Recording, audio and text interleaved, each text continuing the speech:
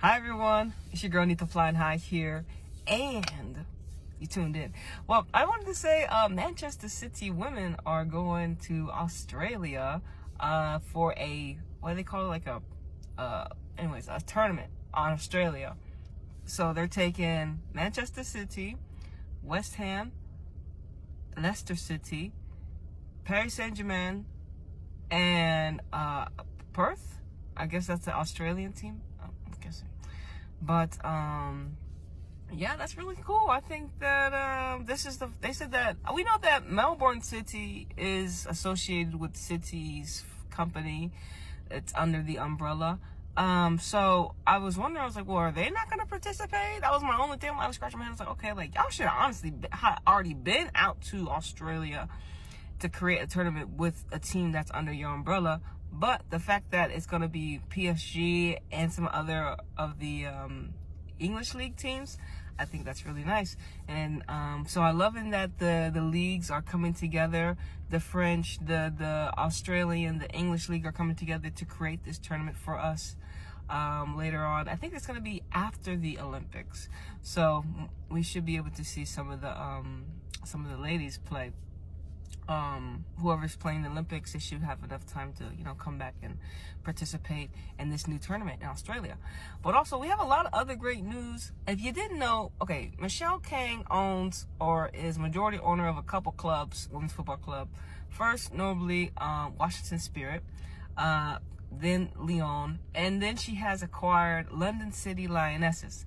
And London City Lionesses currently are in the second tier of the women's league, and this was technically the only team Michelle Kang could actually buy, apparently, because, in England, it's not like America where you can just buy teams and they just, like Monopoly. You know what I'm saying? Over there, there's more things that go into how they established some of these leagues.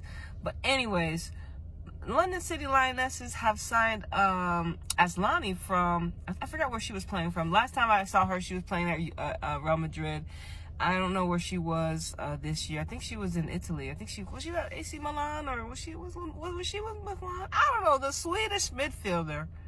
She's taking her talents to England, and this is so cool to actually see if. Aslani is one player. She's an older lady as well. But anyway, she's a great player. And then you got Jocelyn, the former PSG manager.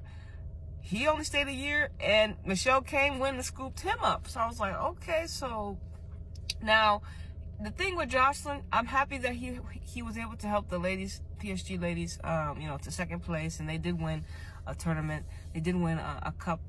Copa de France against, who they had to play, Paris.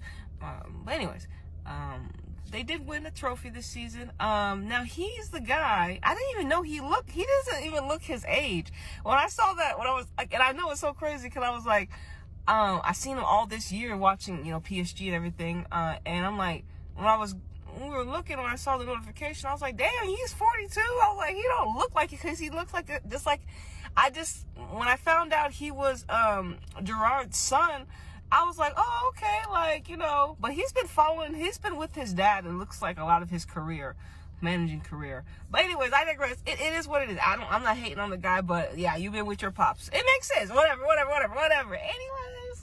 Anyways, he stayed 1 year with PSG. Now Michelle Kang won his services, so I think that's really nice. I'm not familiar with Jocelyn that much, so hopefully he's able to help the London City Lionesses do something.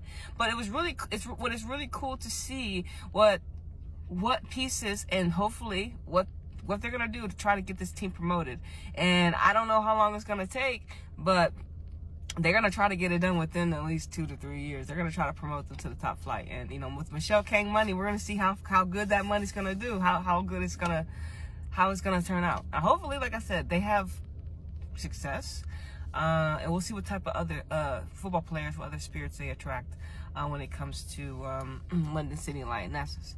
But also news, if you didn't know, Tigres and Renatias played their first leg of the Champions Day champions in Liga MX Femenil. It ended up being 0-0, but this game was really, really good, in my opinion. We got teased the whole match on with opportunities. And honestly, this was the best game I've actually seen Liga MX. And I don't know why. Maybe I'm just really excited for this season. I'm excited for the changes some of the ladies have done. So the ladies have made changes to clubs, and they have boosted the currency. So like I said, I'm really happy that Kathy is here with Renadias. And Lucia Garcia, if you don't know, has officially moved to Renadias as well. Paños is in Club America. Of course, Marcados, she's no longer at Tigres. Antonio, she ended up going to Club America. But a lot of good moves in Liga MX, good currency going on over here. But it was a 0-0 game. But it was a really good game in my opinion. And I can't wait. And I can't wait to see the second leg, because hopefully we get to see, it's July 1st. Hopefully the ladies will be ready to play, because both teams, Tigres and Renadias, signed some players. Now on Tigres side, now the players that they signed, I'm not really familiar with. I'm more familiar with the Renadias players that they brought in. So it's going to be interesting to see how this season turns out. And honestly, it's anybody's game on the second leg, because no one scored. So, but Kathy asked everyone on Twitter what number to choose, and she had, I think, I forgot the number she chose, but what number she had. I think she had like 30, 26, and some other number. But of course, I chose 26 because, of course, 6 is my number. But we know in Gematria, it's a good number for Gematria. Now, I'm not trying to say I'm trying to help Renadias and Renadias through Gematria purposes, but it's a good number for Kathy to have when it comes to her football. You know, who else is 26? Haran. So I was peeping game. I was like, okay. And there's a reason why she chose only a couple numbers for us to choose from. But anyways, shout out to her. We try to protect her in the gematria purposes. But Lucy Bronze, she's leaving Barca. They're like, yo, Lucy, you gotta go. So where Lucy gonna go? Look, Haley Rasso needs a crib. Haley Rasso needs a football club. Lucy Bronze needs a football club now. We still don't know where Viviana Miedema's going. We still don't know where Mariona's going. And like I said, this Barca team getting split up. Kira Walsh want to leave. Lucy got out the door. I know they signed Payor, and great, but great. And they still got, of course, all their great Spanish ladies. So I mean, I feel Barca will be fine, but this is gonna help the other teams depending on where the players goes. Like, you know what I'm saying? But we still got some heavy hitters on the board, on the chessboard. And I think with Lucy, and I think with, yes, Lucy's a great player, but like, I feel like she can go anywhere. It just depends on where she actually want to be posted up at, honestly. She want to go back home in England? Well, we'll see. With Rasso, I think maybe Rasso should try Italy. I'm not too sure though, but she needs to go to a team where she's going to be already a starter, and they're going to use her pace, utilize her pace most infinitely, because I'm not too sure, based upon her stats, she's not going to get you goals, but she's going to give you that good currency. She's going to give you that good energy on the width. So she needs to go to a team that's going to use that very, very purposeful. So Rasso, best of luck to you getting a new club. Hopefully, you know, you find a good place for you, because she wasn't at Real for that long. But honestly, when I looked at her stats, she played hella minutes. It may not have been the minutes she wanted, but she played more minutes probably at Real than she did with City. You know, may have not been as successful at City, aka trophies. But I'm sorry, you know, you're playing against Barcelona. No one's beating them right now. I'm sorry. But anyways, shout out to Rasso, Bronze. They're both leaving Spain. Maybe we'll see what teams they end up on.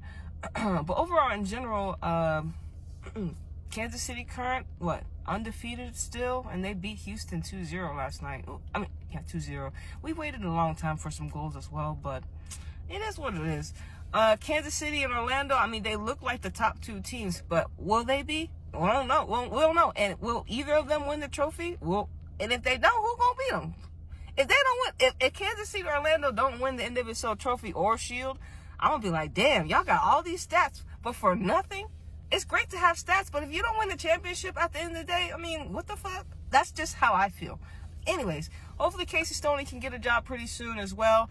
And that being said, Carly Lloyd is probably the most hated commentator, I think, right now. And I don't know why y'all like her. I fuck with Carly. Happy cancer season to everyone. All right? Deuces.